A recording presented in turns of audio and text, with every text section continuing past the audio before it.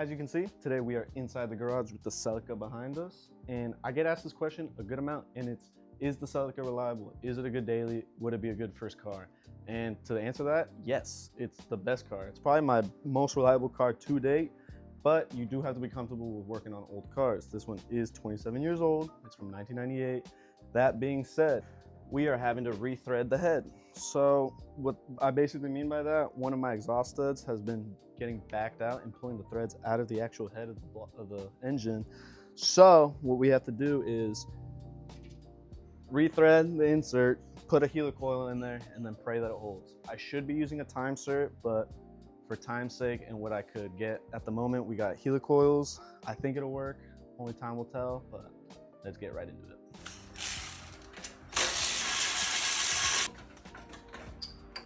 As you can see, we got the headers off, so now I'm gonna grab the gasket.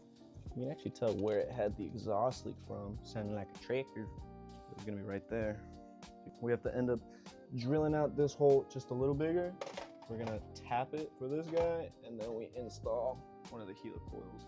And the difference between the helicoil and the time cert is gonna be a solid insert. This one is kind of springy, so now the scariest part, having to drill this in. But let me cover up the exhaust ports, make sure no shavings get in there, and let me prep this guy up for some drilling.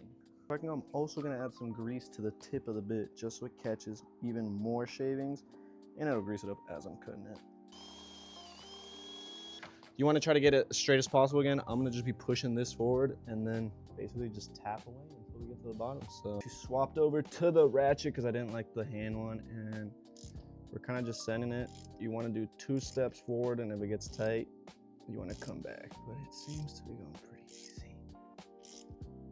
And then put the helicoil, but it looks good. So we're gonna go ahead and get the install tool, and then put a little bit of Loctite in it, and then just basically get it down till it's flush. So we're gonna go ahead and toss some red Loctite on this crap, and yeah. Then we're gonna screw it